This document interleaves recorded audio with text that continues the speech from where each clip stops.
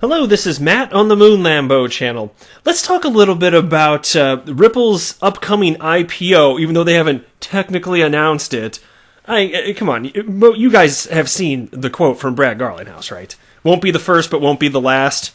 So, somewhere in between, and that's in reference to blockchain companies launching IPOs. It's coming. We'll see, perhaps in 2020, maybe not, I have no idea.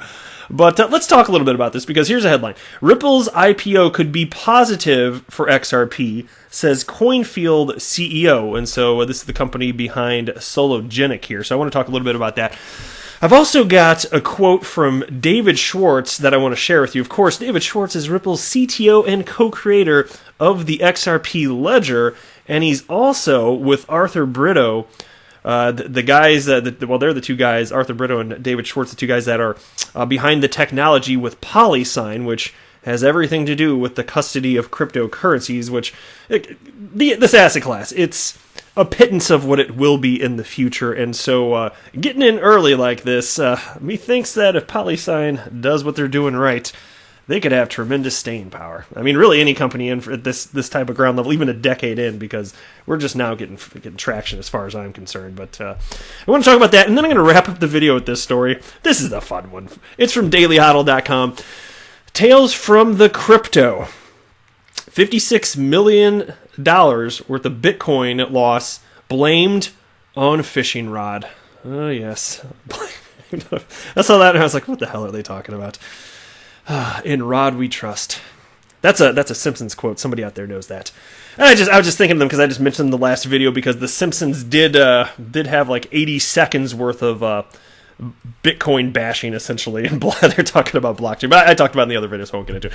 But before we go any further, if you would please delicately tap that like button, and if you are a fan of Ripple and XRP, go ahead and prove it by subscribing to the Moon Lambo channel, because that is the only way to prove it. Don't ask it. Don't believe me. Just go ask Brad Garlinghouse. He's a good guy to ask. He'll tell you the truth. So let's go ahead and jump in here. CoinField's XRPL project, SoloGenic, announced its initial exchange offering, IEO, on February 18th, and the team expects to sell at least 10% of the total supply of Solo tokens by February 25th. This will enable users to trade into Solo tokens, according to CEO of CoinField, Bob Ross. Ross, in an interview with AMB Crypto, said, quote, "Our goal for IEO is to sell 10% of the total supply, which is about 40 million Solo. Our pre-sale was a success. But the main goal is that we get Solo listed in other major exchanges." And the piece continues, "The team will also be enabling trading of securities in Q3 and Q4 when the brokerage licenses are issued." Now, don't forget, the part of the reason that this is substantial, and I think that, I know this, David Schwartz even opined on the matter, because the question is what SoloGenic is doing in building on the ledgers is going to be good, because basically, I'll just try and condense this down into a nutshell for those of you that don't know or perhaps don't recall. SoloGenic is basically trying to make any item, basically make it possible to tokenize pretty much anything on the planet. So whether it's a stock or this or that, whatever it may be, they're trying to make everything super duper liquid, and they want to do that, and they are doing that on the XRP ledger. So you might say, okay, but all that's going to do is jam up the XRP ledger with a bunch of transactions. To which I say, if any blockchain out there can't sustain natural growth, then it doesn't deserve to live anyway. Now, there are scaling solutions for the XRP ledger, so I don't think that's necessarily going to be a problem. And this is just the beginning stages of this anyway. But the reason that this could be a positive is because XRP, of course, is the native digital asset on the XRP ledger. And so even David Schwartz, I'm just going to have to paraphrase, it won't be as, because I wish I'd thought to pull it up now. But the quote that he had, he put something out on Twitter, and he said, really, well, technically in theory, if almost, he didn't literally say this, but it's almost like the concept I got is like, if the XRP ledger is getting used for something to this effect, then in theory, it should be a plus for XRP. It was something to that effect. I'm sorry, I didn't think to pull it up prior to recording this video, but I'm sure you can find the tweet if you really want to find it. I have covered it on the channel in the past year. But let me continue here, because there's another quote which you're going to want to hear from Bob Ross here.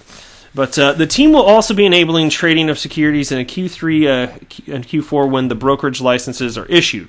Ross also explained a positive attitude towards Ripple's IPO and said that if Ripple stocks were available, it will be listed on SoloGenic. Now, that's interesting, isn't it? Ross elaborated, quote, "So I think by launching an IPO, Ripple is going to be much more stronger. And obviously XRP is decentralized, they're not centralized, but it's going to affect. If Ripple is going to launch an IPO, it's going to have some effect on the price of the XRP, which I think is positive." Exactly. And that's why, if I had to guess, I suspect that SoloGenic, if it finds success, will be positive for the price actions of XRP over the long haul. Now, in the short term, this is just a stupid asset class where people know what the hell they're doing, and everybody's in a frenzy, and as a result, XRP, like every other coin, is just following Bitcoin, but it won't stay like that forever as there's the continued maturation of the asset class. Things will change. Now, by the way, I should mention this also. As I was reading that quote, if it sounded like broken English or if I was misreading, it is broken English, and I was not misreading. Bob Ross, it's just English is not his first language. He's a sharp dude. I've seen him in interviews, but if it sounds weird when, like, with me reading this quote, given that it's not his first language, it probably sounded all messed up. But again, like I said, it's just because it's not his first language. But he's a sharp dude, from what I can tell, and seems to know what he's doing. So, all right, next, here's a tweet from John Woo. He's at John H. Woo on the Twitters. And he tweeted this out. "I just received this kick-ass XRP community poster by Status." That's at Status, S-T-E-D-A-S. He's the one that makes all the community posters and all sorts of infographics.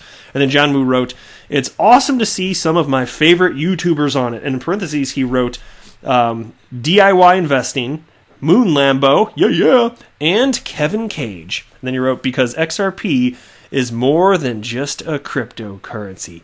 That's right, it's a way of life, John Woo. I'm with you. But no, thank you so much. I wanted to give you a shout out because I really do appreciate your support, and thank you so much for tagging me there and looking sharp there on the community poster. I'm for it. All right, next, take a look at this now. From XRP Crow, this is the guy that made the community poster. I just came across this in my Twitter feed, and I was talking about the concept of this, I don't know, at some point within the last 2-3 weeks or something like that.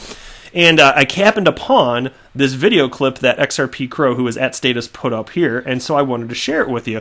And the clip's like 40 or 50 seconds, something like that. And David Schwartz is sitting here in front of a group of speakers with somebody else here, and I can't remember what the event was, but it doesn't really particularly matter. But somebody asked, how does PolySign plan on solving current issues with digital assets? And here's part of the quote from this video.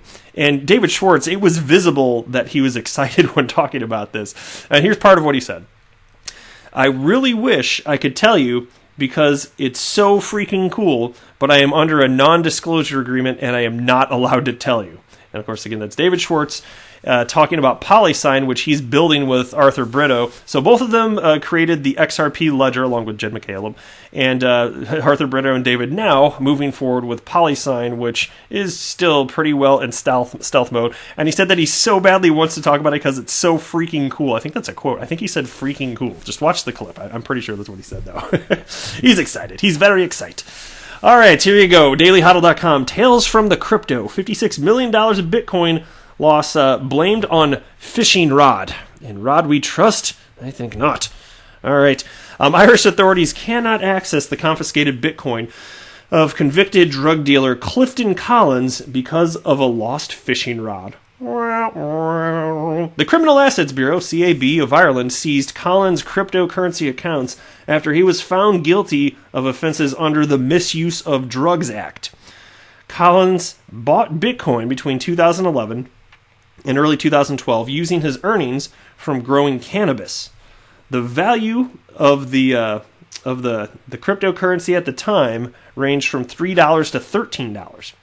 As the price of Bitcoin soared over the years, the 6,000 Bitcoin Collins accumulated rose in value to over $56 million. Why didn't I know about this in 2011? Collins says he printed out the private codes on a piece of paper which he then hid inside the aluminum cap of a fishing rod case he kept in his rented home in Farnot, Cornamona, County Galway. Collins now claims that the fishing rod containing the piece of paper with the private keys is gone, making it impossible for the CAB to access his 12 Bitcoin accounts, reports the Irish Times. The 49-year-old, who was originally from Crumlin, Dublin, that's fun to say, says that while serving his prison sentence following his arrest in 2017, a break-in occurred at his house. Yet another cause for the missing fishing rod is that when his landlord cleared away his belongings after he moved, they allegedly threw his personal items into a dump in County Galway. Oh man, that's rough times right there. Workers at the dump say they saw discarded fishing gear, but the waste has already been shipped out to China and Germany for incineration.